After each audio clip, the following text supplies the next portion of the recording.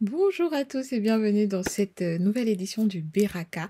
Le Beraka, c'est le lieu de la louange, c'est la vallée de la louange. Et bien sûr, je suis Fifi Namnou, votre présentatrice d'émission, hein, vallée de la louange. C'est un lieu, en effet, où on rend grâce à Dieu. C'est surtout une interface où vous pouvez mettre à plat toutes vos pensées, tout ce que vous avez en Christ qui vous encombre, en fait, des questions que vous avez, des questionnements, ou alors juste des Isaac que vous voulez déposer, un besoin, une envie, quelque chose de fort que vous avez en vous et qui vous empêche d'avancer dans votre vie de foi. Donc, Vallée de la louange ou Beraka, c'est le lieu des bénédictions, c'est le lieu où on reçoit la délivrance de l'Éternel, c'est le lieu où on a un revigorement de notre foi, c'est le lieu où on ressort étant rebâti. Oui, Jérusalem, tu seras rebâti. Nous sommes des filles, euh, euh, enfants en tout cas, de la femme libre. Nous ne sommes pas enfants de la femme esclave. Donc, rappelez-vous, nous n'avons pas reçu un esprit de timidité. Tout ce que nous faisons en Christ, nous devons le faire avec la ferme conviction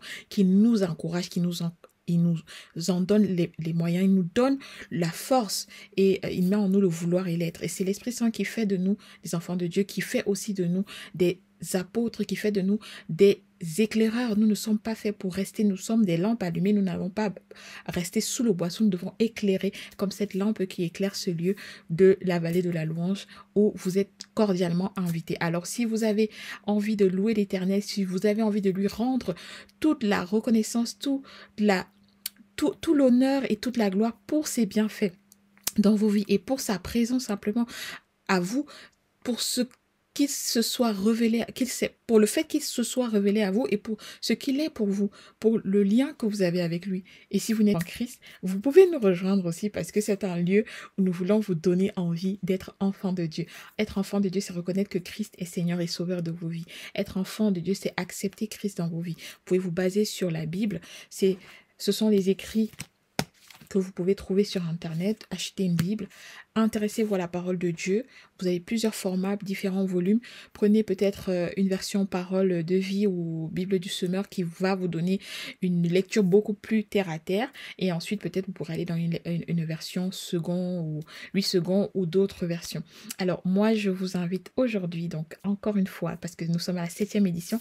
Le 7, c'est le chiffre de la perfection. Et je suis ravie parce que c'est vraiment un jour béni. Nous sommes mardi donc 3 décembre. Nous avons donc aussi le chiffre 3 qui est le chiffre de la Trinité. Le chiffre 7, c'est le chiffre de la perfection dans la Bible. Et voilà, après cette année, par exemple, de disette pour Joseph, qui est dans le livre de la Genèse, c'est une histoire dans le livre de la Genèse, il y a eu cette année après cette année, pardon, de vache grasse, il y a eu cette année de vache maigre. C'est le songe de Potiphar qu'il a expliqué et ça lui a permis ainsi de devenir roi, d'accéder à un rang supérieur, d'entrer dans sa destinée. Donc nous aussi, dans la vallée de la louange et en ce 7e jour, nous allons demander au Seigneur de nous aider à entrer comme ça dans notre destinée parce que nous avons à accoucher. C'est un peu comme Paul qui dit, je suis en souffrance. C'est comme s'il portait il a dans sa lettre aux Galates, il dit je vous porte et j'ai l'impression que je vais encore devoir souffrir longtemps. Donc, quand nous devons accoucher le plan de Dieu dans nos vies, je vais vous donner les références des textes. Quand nous devons accoucher le plan de Dieu dans nos vies, nous avons toujours besoin de la grâce de Dieu parce que ça doit sortir de nos tripes, ça doit sortir de nos entrailles. Ce n'est pas évident. Nous devons passer la mer Rouge. Parfois, nous sommes justement à ce que les anglophones appellent Red Sea Moment, un moment de traversée de la mer Rouge dans nos vies. La mer Rouge, déjà, c'est vaste, c'est un exploit de traverser la mer Rouge à pied sec. Donc, dans la Bible, ça, c'est le livre de l'Exode que vous allez trouver cela et notamment également vous pouvez trouver des extraits aussi de la vie de Moïse dans le livre des Nombres et peut-être aussi Lévitique. Mais toujours est-il que c'est un moment, la traversée de la mer Rouge à pied sec, c'est un moment grandiose pour le peuple juif, le peuple voilà de Jérusalem, d'Israël. Et nous avons aussi dans nos vies des Red Sea Moments. Nous avons des moments où nous devons traverser comme ça des mers dans nos vies, parce que des mers MER, parce que ce n'est pas évident, la vie n'est pas facile, il faut se le dire. Ce n'est pas facile de se lever tous les matins, là, il est 6 heures du matin, il faut se lever, il faut se préparer, il faut aller travailler pour ceux qui ont un emploi. Pour ceux qui cherchent un emploi, c'est encore toute une autre histoire, je passe les détails, mais vous savez que ce n'est pas facile. Et même si vous avez votre entreprise, ce n'est pas non plus évident. Il faut chercher des clients, il faut délivrer les commandes, il faut, voilà, si vous avez un site en ligne, il faut prendre des commandes en ligne, il faut aller faire les livraisons. Et si vous transitez même par une entreprise de logistique, il y a toujours d'autres démarches à faire, donc vous n'êtes jamais au repos. Mais le repos de Dieu, c'est vraiment, c'est en plus le 7e jour, c'est beau. Merci Saint-Esprit. Donc le repos de Dieu, c'est le 7e jour aussi, et nous avons besoin du repos de Dieu. Nous avons besoin de la grâce de Dieu dans nos vies pour être au repos, au calme. Parce que il nous dit dans Isaïe, alors c'est Isaïe, je vais retrouver 35, je pense, verset 40, ou l'inverse. Il nous dit, votre force sera de rester calme et d'avoir confiance. Et ça, c'est vraiment une grâce, c'est une bénédiction de l'Éternel de se dire, tout ce que nous faisons dans nos vies, nous avons besoin de la grâce de Dieu. Tout ce que nous faisons dans nos vies, si ce n'est pas par la grâce de Dieu, nous n'avons pas la certitude de pouvoir y arriver. Et c'est ça qui est beau. Donc, sans plus tarder, donc je vais vous donner le verset pour... il n'est pas affiché ici. Quoique non, il ne s'est pas affiché encore ici. Mais je vais vous le retrouver. Donc, il faut toujours se laisser conduire par la grâce de l'Esprit de Dieu dans nos vies. Et donc, je retrouve le verset. Je l'ai déjà affiché en tout cas en tête de nos dernières sessions de Beraka, les premières, la toute première. Alors, est-ce que je vais retrouver en faisant Isaïe? Peut-être pas. Alors oui, je l'ai retrouvé, Dieu merci. Donc, c'est Isaïe 30, verset 15. Donc, j'étais pas très loin. 30, 15 et non 35. Votre force sera de rester calme et d'avoir confiance. C'est vraiment dans la confiance que sera notre force. C'est dans la confiance en Dieu que nous pourrons nous mettre à son service et que nous pouvons retrouver la force. Donc, c'est dans le calme et la confiance. Votre force sera de rester calme et d'avoir confiance. Donc, c'est dans le calme et la confiance, concrètement, que sera notre force. Isaïe 30, verset 15. Donc, le livre d'Isaïe aussi, c'est un grand livre. Vous avez beaucoup d'enseignements comme ça sur la confiance en Dieu, sur la foi en Dieu. On parle pas encore, on parle de façon détournée de Jésus-Christ, mais voilà, dans les évangiles, vous avez vraiment Jésus-Christ qui est à l'œuvre, qui est donc celui qu'on attend en ce moment de l'Avent. Et c'est la grâce de cette période, en fait, de la fête de Noël, c'est que nous recevons Jésus en tant que Seigneur et Sauveur de nos vies dans nos cœurs. Donc, c'est une nouvelle naissance. Et même Jésus nous dira que personne ne peut venir à lui s'il ne naît de nouveau. Donc, nous avons besoin d'une nouvelle naissance à chaque fois. À chaque fois que nous entrons en Dieu, nous avons besoin d'être renouvelés comme ça, transformés par le renouvellement de notre intelligence. Et donc, je vais vous donner juste quelques infos par rapport donc, au verset que j'ai partagé jusqu'ici. Je vais vous donner ça tout de suite. Alors, j'ai parlé de « il faut naître de nouveau ». Alors, je vais mettre dans les notes tous ceux qui détestent tac-tac. Voilà. Voilà, nul ne peut voir le royaume de Dieu. S'il ne naît pas de nouveau, c'est Jean 3, 3. Donc, c'est facile à retenir. Nous sommes tous appelés donc à une nouvelle naissance et c'est super important. C'est une naissance qui peut être quotidienne en fait. C'est que chaque jour, nous pouvons être appelés de nouveau à naître en fait. C'est-à-dire, nous renouvelons notre esprit chaque jour, nous apprenons de nouvelles choses. Et comme je l'ai dit, nous avons besoin de la force et du courage de Dieu pour accomplir son dessein parfait sur terre.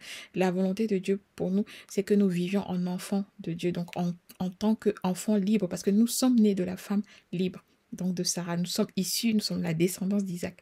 Et nous sommes donc des enfants de la femme libre. Ça, c'est dans Galates 4.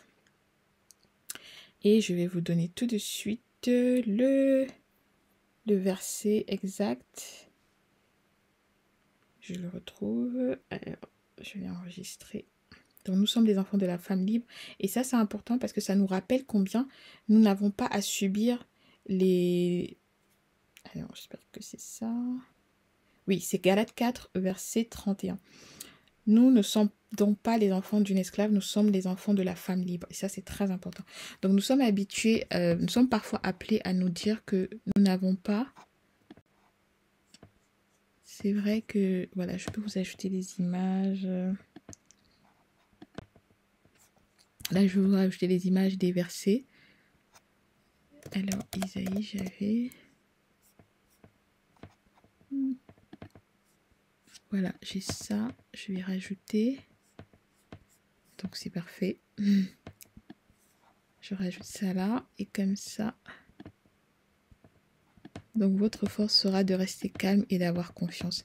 Ça, c'est le verset de base de toute notre session de Beraka.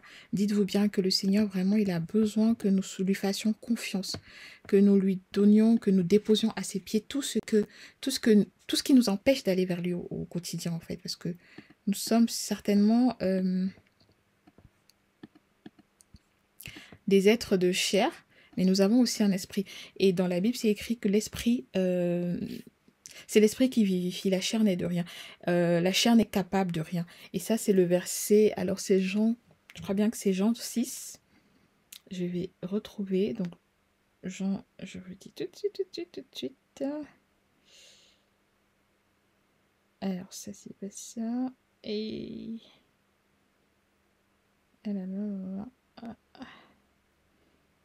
Donc je vous dis, mais en même temps, il est important de s'ancrer dans la parole de Dieu en soi-même, de faire ses propres lectures, de découvrir la grandeur de la puissance de Dieu à l'œuvre dans sa parole. Et moi, je vous donne juste des atouts, enfin des astuces, dans tous les cas, pour des instructions que moi-même je reçois. Mais chacun de nous est capable de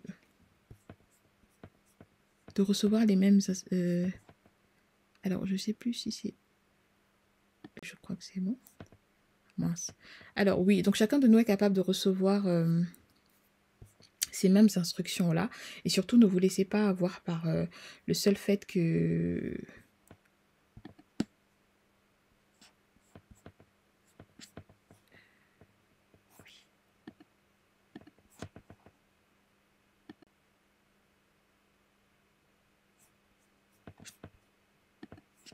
Ne vous laissez pas avoir par le seul fait que vous n'avez pas certaines capacités, qu'il vous manque des choses. Non, vous avez tout en Christ. Voilà. Alors, j'essaie de mettre l'image, mais apparemment, elle ne s'affiche pas. Mais c'est pas grave. Donc, je disais, connectez-vous à Dieu, connectez-vous à sa parole. Laissez-le vous transformer par le renouvellement de l'intelligence. Et surtout, ne vous laissez pas abattre par les difficultés. Ne vous laissez pas abattre par les difficultés. Ça ne sert à rien. Normalement, ça doit s'afficher. Mais voilà. Donc, ça ne sert à rien de se morfondre en se disant, voilà, je n'ai pas telle capacité ou quoi que ce soit d'autre. Vous avez tout en Christ. Vous avez tout en Christ. Et donc, c'est Jean 6, 63, c'est l'esprit qui vivifie, la chair ne sert de rien. Donc, voilà, on va rentrer dans la louange progressivement. Dans Jean 6, 63, pardon, il est vraiment question de parler de la parole de Dieu en tant que esprit. La parole de Dieu, c'est l'esprit et c'est la vie. Les paroles que je vous ai dites sont esprit et sont vie. C'est la deuxième partie du verset 63 de Jean 6, donc Jean chapitre 6. Quand vous entrez dans la Bible, je vous fais un petit tuto, mais je vous ai dit qu'il y a plusieurs versions de la Bible, hein, donc ça, ce n'est qu'une version. Celle que j'utilise, j'en ai plusieurs. Donc celle-ci, c'est la Bible avec les livres deutérocanoniques, traduits de l'hébreu et du grec en français courant, de l'Alliance biblique universelle. Je pense que ça s'appelle AELF sur Internet. Mais vous pouvez trouver d'autres Bibles. Elle est un peu ancienne. Vous pouvez trouver d'autres formats. J'ai beaucoup de papier à l'intérieur. Ce sont des petits pains de la parole que l'on récupère comme ça dans des soirées. Donc n'hésitez pas aussi à aller à des soirées de louanges.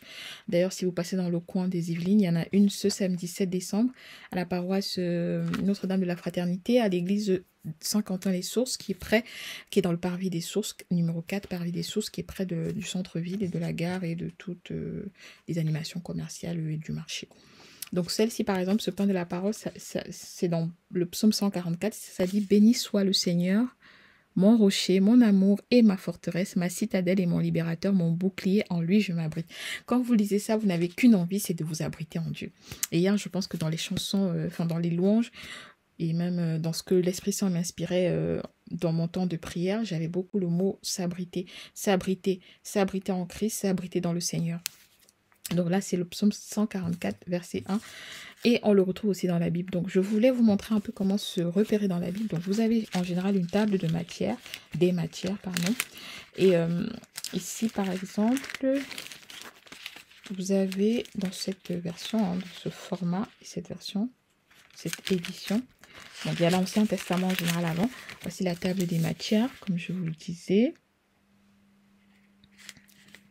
Donc, vous pouvez regarder la table des matières, ça vous laisse... C'est toujours bien d'avoir une Bible papier, même si j'ai l'application Bible. Je vous lisais tout à l'heure des choses que je récupère de mon application. Mais c'est toujours important d'avoir une version papier pour surligner, souligner, même si sur l'application, vous pouvez aussi lire et faire tout. Ça, c'est l'application Holy Bible que j'aime beaucoup aussi. Donc là, je vous montre un peu comment je m'organise. Hein. Voilà, je peux enregistrer un verset, je peux le mettre en surbrillance, je peux écrire des notes. Et je peux rajouter un texte à la suite en plus. Donc, je peux mettre à la suite plusieurs versets. Vous avez aussi le site saintebible.com sur lequel vous avez plusieurs traductions du même verset. Donc là, par exemple, pour Jean 6, 63, c'est l'esprit qui vivifie, la chair ne sert de rien. Les paroles que je vous ai dites sont esprit et vie. Donc, vous voyez que vous pouvez vraiment faire plein de choses grâce à Internet. Donc sur mon téléphone, j'ai les deux applications. Enfin, j'ai Holy Bible et j'ai d'autres applications après. Sur Holy Bible, pour aussi en faire un texte sur image. Et ça vous permet de partager sur les réseaux sociaux. Donc c'est très pratique pour évangéliser cette application-là. Je l'aime beaucoup, je l'utilise beaucoup sur mes réseaux sociaux. Donc je vous parlais du livre de l'Exode tout à l'heure. Donc c'est là. Donc dans la table des matières, vous avez les pages aussi hein, qui correspondent au texte en question. Et... par exemple, dans l'Exode, Dieu fait sortir Israël d'Égypte, dont je vous parlais de Red Sea Moment. Donc, c'est dans le livre de l'Exode. Et ensuite, dans chaque livre, vous avez plusieurs chapitres. Donc là, on parle par exemple de Joseph dans le livre de la Genèse. On parle de livres parce qu'ils ont été écrits chacun à des moments différents. Donc, ce sont des livres à part qui ont été réunis dans la Bible. Dans la Bible, c'est le premier livre qui a été édité en imprimerie hein, par Gutenberg, je crois bien. Et ils ont regroupé donc tous les livres, enfin tout, la plupart, certains livres ont été choisis, d'autres pas, c'est sûr, mais il y a plusieurs livres dans cette Bible. Donc par exemple, les rêves de Joseph, si je les prends pour vous reparler de ça. Joseph s'installa au pays de Canaan, dans la région où son père avait séjourné. Voici l'histoire des fils de Jacob. Joseph était adolescent de 17 ans. Donc là, on va raconter tous ses rêves, hein, mais je vais vous parler surtout du rêve qui va parler des 7 années. Les rêves de Pharaon. Donc j'ai parlé de Potiphar, mais en fait c'était les rêves de Pharaon. Et c'est le chapitre donc 41 de la Genèse. Vous avez 41 Genèse. Et c'est le chapitre 41. Genèse 40, 41. Et donc le 40 s'arrête là et le 41 commence là. Donc juste pour vous aider à vous repérer. 2 ans plus tard, le pharaon fit un rêve, donc c'est 41:1. 2 ans plus tard, le pharaon fit un rêve, il se trouvait au bord du Nil. Il vit sortir du fleuve 7 belles vaches bien grasses qui se mirent à brouter l'herbe de la rive. Puis 7 autres vaches affreusement maigres sortirent à leur tour du fleuve et rejoignirent les premières sur la rive. Les vaches maigres dévorèrent les vaches grasses. À ce moment, le pharaon se réveilla. Donc, vous voyez, les vaches maigres dévorèrent les vaches grasses.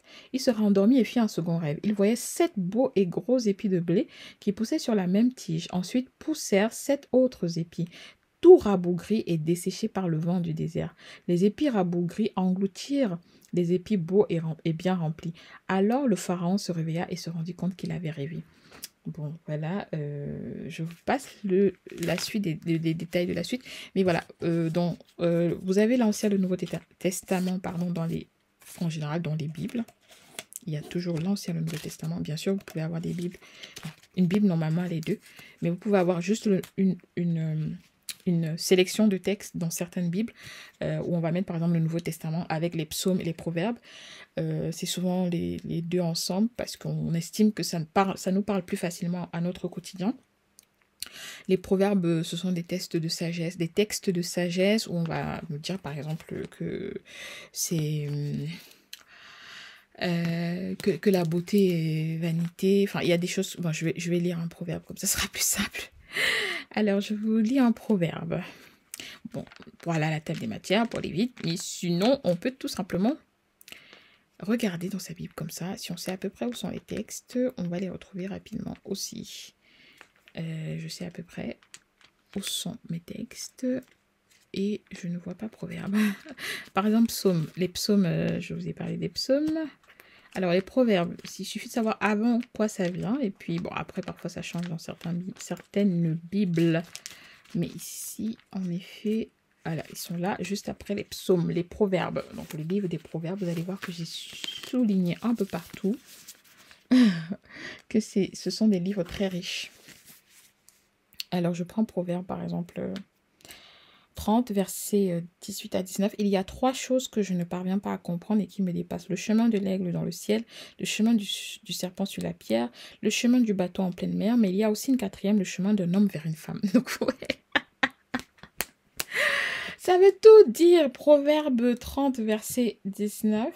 Donc, il y a 18 à 19. Il y a 3 choses que je ne parviens pas à comprendre et qui me dépassent moi personnellement. C'est comme si c'est moi qui parlais là. Le chemin de l'aigle dans le ciel, ça, voilà. Le chemin du serpent sur la pierre. Le chemin du bateau en pleine mer. Mais il y a aussi une 4e, ça c'est surtout ce qui me concerne, en ce qui me concerne. Le chemin d'un homme vers une femme. Compliqué, mais bon. C'est un vaste débat. On va laisser ça pour une autre fois. Et pour tous ceux qui sont célibataires sur ce live, je demande la bénédiction de Dieu. Que votre vie soit enrichie par la présence d'une femme ou d'un époux. Voilà. Voilà, c'est aussi ça. Celui qui trouve une femme a trouvé le bonheur. Donc ça, je pense aussi que c'est un proverbe. Donc vous voyez qu'il y a beaucoup de choses autour de la femme. Et justement, dans le Proverbe 31, on parle beaucoup de la femme sage. Et c'est celle qui bâtit sa maison, voilà. Donc, il y a beaucoup de belles choses, en tout cas en tant que femme, mais pas que. En tant qu'individu, tout simplement, on peut trouver de très belles choses dans la Bible pour soi-même et pour sa vie de tous les jours.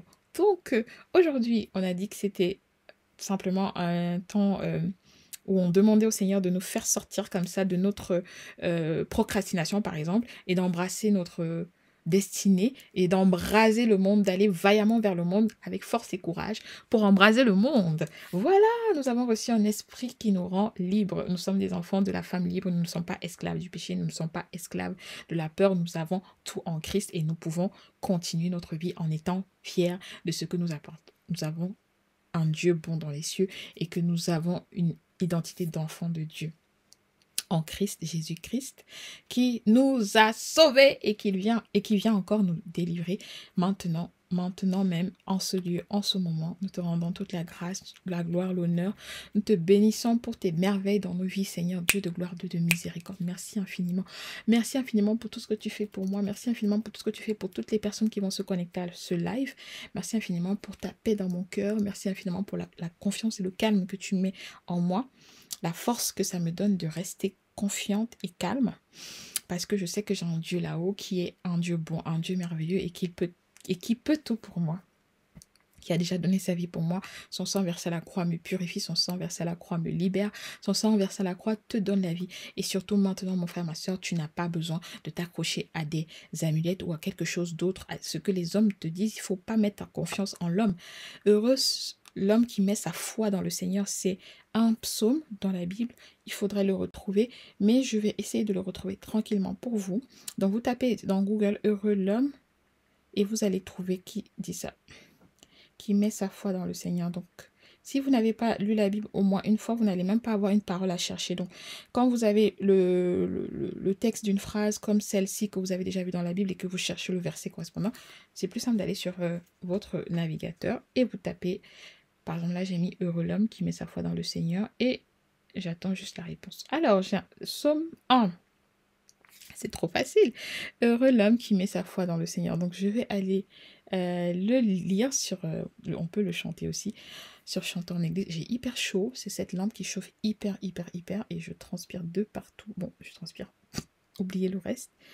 Donc, je vais le lire. Le psaume 1, puisque je suis tombée dessus en parlant avec vous. Et donc, dans ma Bible psaume, je vais au psaume et je cherche le premier chapitre des psaumes, du livre des psaumes. Et c'est le psaume 1. Ça parle du vrai bonheur. Merci Seigneur. Comment ne pas te louer? Comment ne pas te louer? Comment ne pas te louer? Seigneur Jésus, comment et pourquoi, comment ne pas te louer, comment ne pas te louer, comment ne pas te louer, Seigneur Jésus, comment et pourquoi, quand je regarde autour de moi, je vois ma vie. Seigneur Jésus, je te bénis, comment ne pas te louer. Seigneur Jésus, comment et pourquoi, comment ne pas te louer, comment ne pas te louer, comment ne pas te louer. Seigneur Jésus, comment et pourquoi, comment ne pas te louer, comment ne pas te louer, comment ne pas te louer, Seigneur Jésus. Amen. Dans le psaume 1, le vrai bonheur. On a parlé du bonheur aujourd'hui. Celui qui trouve une femme a trouvé le bonheur. Je vous disais, on cherche la perfection avec le chiffre 7. Le bonheur, qu'est-ce que c'est? J'ai un podcast d'ailleurs là-dessus. Bonheur matinal avec Fifi. D'ailleurs, c'est un podcast que j'ai lancé il y a quelques années, enfin, il y a 2-3 ans. Et j'ai toujours pas continué. Et là, c'est peut-être un clin d'œil de l'Esprit Saint qui me dit, ma sœur, vas-y, reprends ce podcast. Oui.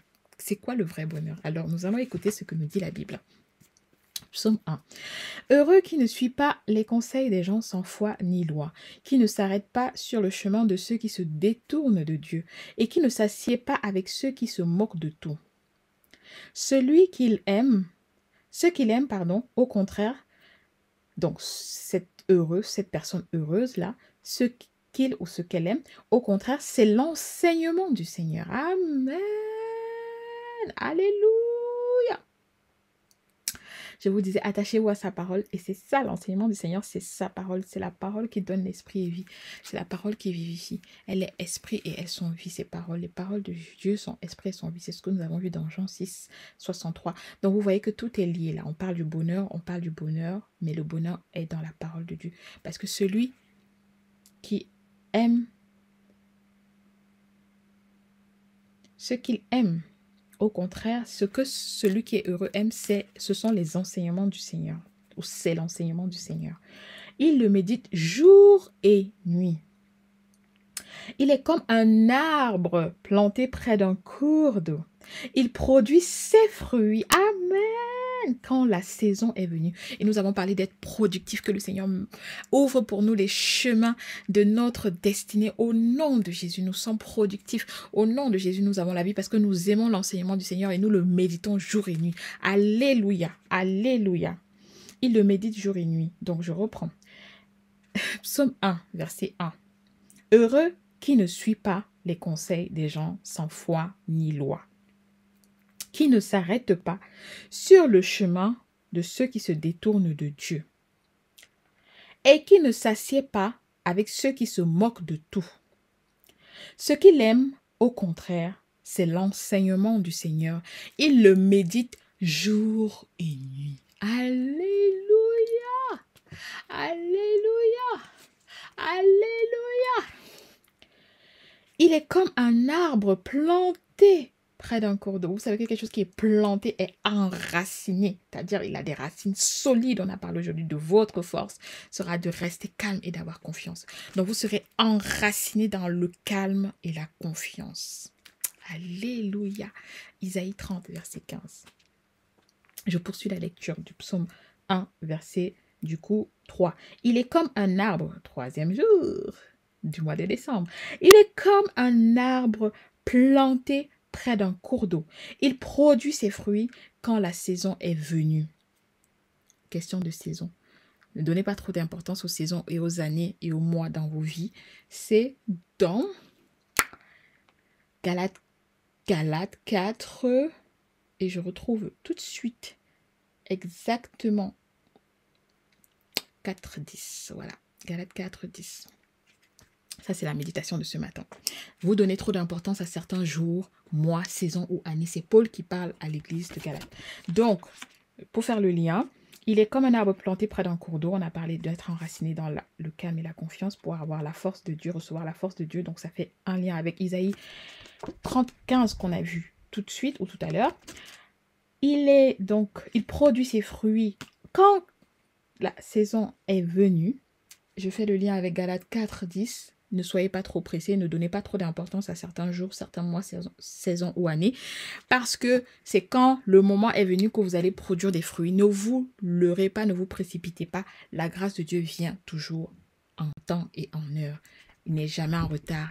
Il ne se trompe jamais de route. Quand vous allez être béni, vous allez être béni. Quand c'est votre destin, c'est votre destin. Joseph, dont on a parlé, il a duré plusieurs années au service de Potiphar. Plusieurs années, il avait déjà le don d'interprétation des rêves qu'il avait fait pour un autre eunuque du pharaon qui était en prison, des chansons, je crois, qui avait fait en sorte que ce dernier soit relâché parce qu'il était en prison pour avoir commis une erreur. Joseph avait aidé cet homme à être avoir une relaxe de la part de Pharaon, d'avoir une bénédiction, une grâce, une faveur. Mais entre-temps, il avait demandé aussi à cet homme-là de parler de lui au Pharaon, de l'introduire auprès de Pharaon. Mais ce dernier a oublié pendant 2 ans. Donc pendant 2 ans, le pauvre Joseph est resté dans la même... Il est aussi en prison parce que la femme de Potiphar a voulu abuser de lui. Bon, bref, c'est une autre histoire. Mais toujours est-il que Pharaon a fini par savoir que Joseph pouvait interpréter ce fameux rêve-là sur les 7 vaches et les 7 épis de maïs. Contraste vaches maigres, vaches grasses, épis asséchés, épis en bonne santé. Donc, vous voyez que quelle que soit la durée de la nuit, le jour finit par se lever. Dans vos vies, c'est pareil. Dans nos vies, dans la mienne également. Quelle que soit la durée de la nuit, le jour finira par se lever. Donc, ne soyez pas pressés, ne vous précipitez pas. On est là dans le premier livre des psaumes et on nous parle de l'homme heureux. Premier livre des psaumes. Je poursuis la lecture. Donc, il est comme un arbre planté près d'un cours d'eau. Je vais enlever ça, j'ai hyper chaud. Et quoi d'autre? Il est comme un arbre planté près d'un cours d'eau. Il produit ses fruits quand la saison est venue. Et son feuillage ne perd jamais sa fraîcheur. Vous imaginez? Ne jamais perdre votre fraîcheur en tant que femme, en tant que jeune, que vous ne perdiez jamais votre fraîcheur. C'est ce que je vous souhaite. Je perds tout, mais bon. Mes petits pains de la parole sont en train de tomber. Je vais les ramasser. Voilà, que je vous souhaite. C'est important, la parole de Dieu. Plus important que le reste. Je vous souhaite donc... C'est ce qu'on est en train de lire là, je vous dis ce qu'on est en train de lire. J'ai hyper chaud là, je crois que je vais enlever ce truc, pardon. Donc, je disais, il est comme un arbre planté près d'un cours d'eau, il produit ses fruits quand la saison est venue. Et son feuillage ne perd jamais sa fraîcheur. Tout ce que fait cet homme est réussi. Vous imaginez réussir tout ce que vous entreprenez? Tout ce que fait cet homme est réussi. Alléluia, je m'accroche à ça. Ce témoignage, à cette parole-là. Et je déclare que tout ce que je fais est réussi parce que je préfère la parole de Dieu au pas des méchants et que je ne m'assieds pas avec ceux qui se moquent de tout. Je médite la parole jour et nuit. Là, vous reprenez la parole à votre... on dit comment? Vous prenez la parole à votre compte et vous la déclarez. Je suis comme un arbre planté près d'un cours d'eau. Je produis des fruits quand la saison est venue. Mon feuillage ne perd jamais sa fraîcheur. Tout ce que je fais réussit. Mais ce n'est pas le cas des gens sans foi ni loi. Là, je lis verset 4. Ils sont comme brins de paille dispersés par le vent. C'est pourquoi, quand on juge à l'entrée du temple, entre parenthèses, ces gens-là ne sont pas admis. Dans l'assemblée des fidèles de Dieu, il n'y a pas de place pour eux. Le Seigneur connaît la conduite des fidèles, mais la conduite des gens sans foi ni loi mène au désastre. Voilà, amen, alléluia. Donc, gloire à Dieu, nous sommes des enfants de Dieu et tout ce que nous faisons réussit parce que nous nous accrochons à sa parole. Nous avons foi en lui et nous mettons tout notre espoir dans le Seigneur Jésus-Christ. Oh, Jésus-Christ, il est le même Fils de Dieu. Il n'a pas changé, il est le même aujourd'hui. Oh, Jésus-Christ, il est le même, Fils de Dieu. Il n'a pas changé, il est le même aujourd'hui. Oh, louons-le, il est le même. Acclamons-le, il est le même. Adorons-le, il est le même aujourd'hui. Oh, élévons-le, il est le même. Adorons-le, il est le même. Louons-le, il est le même aujourd'hui. Oh, Jésus-Christ, il est le même. Fils de Dieu. Il n'a pas changé, il est le même aujourd'hui. Oh, Jésus-Christ, il est le même, le Fils de Dieu, il est le même, il n'a pas changé, il est le même aujourd'hui.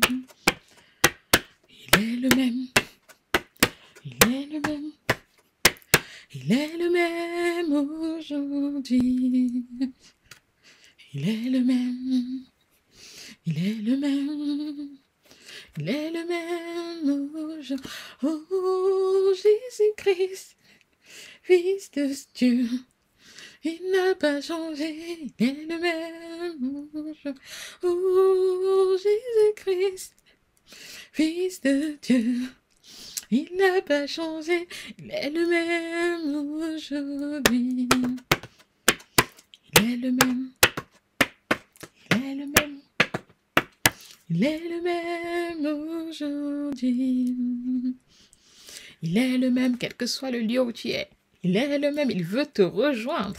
Il est le même aujourd'hui. Oh, Jésus-Christ, il est le même, Fils de Dieu. Il n'a pas changé, il est le même aujourd'hui. Oh, Jésus-Christ, il est le même, Fils de Dieu. Il n'a pas changé, il est le même aujourd'hui. Il est le même, il est le même, il est le même aujourd'hui. Il est le même, il est le même, il est le même aujourd'hui. Oh, Jésus-Christ, Fils de Dieu, il est le même, il n'a pas changé, il est le même aujourd'hui. Oh, Jésus-Christ, il est le même, le Fils de Dieu. Il n'a pas changé, il est le même aujourd'hui. Il est le même, il est le même. Il est le même aujourd'hui. Il est le même. Il est le même. Il est le même aujourd'hui.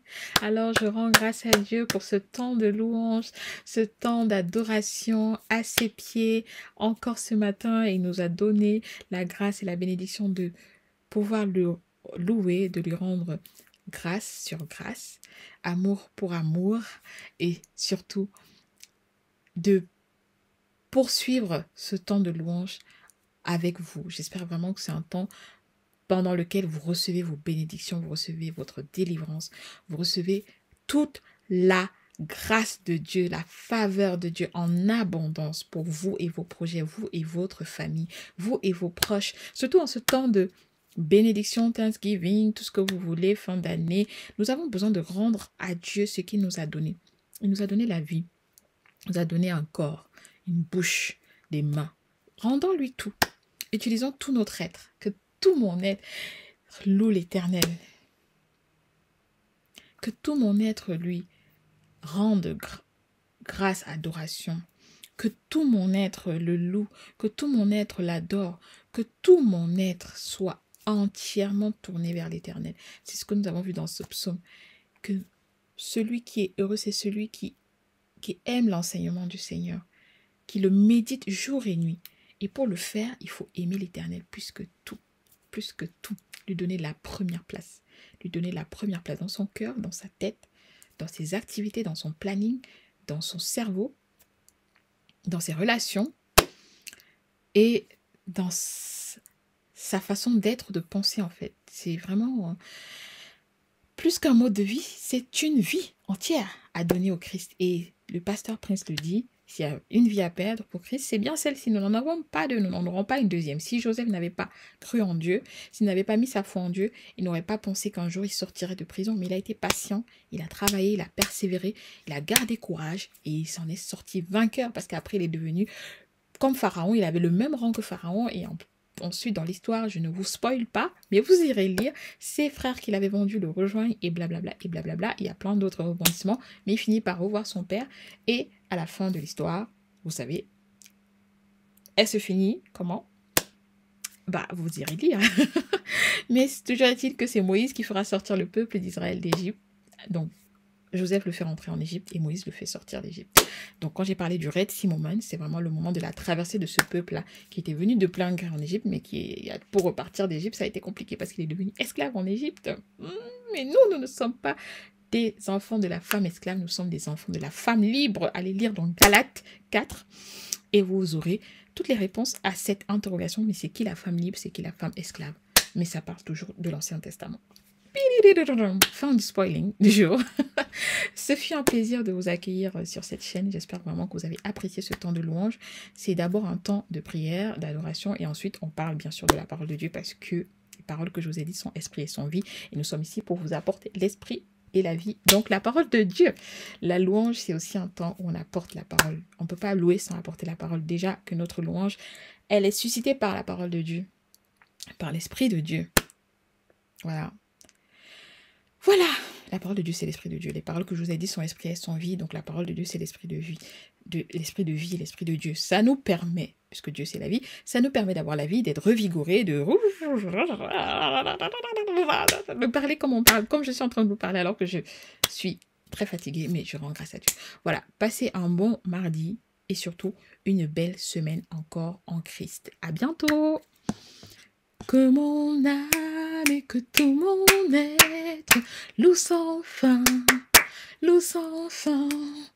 Que mon âme et que tout mon être loue sans fin le nom du Seigneur.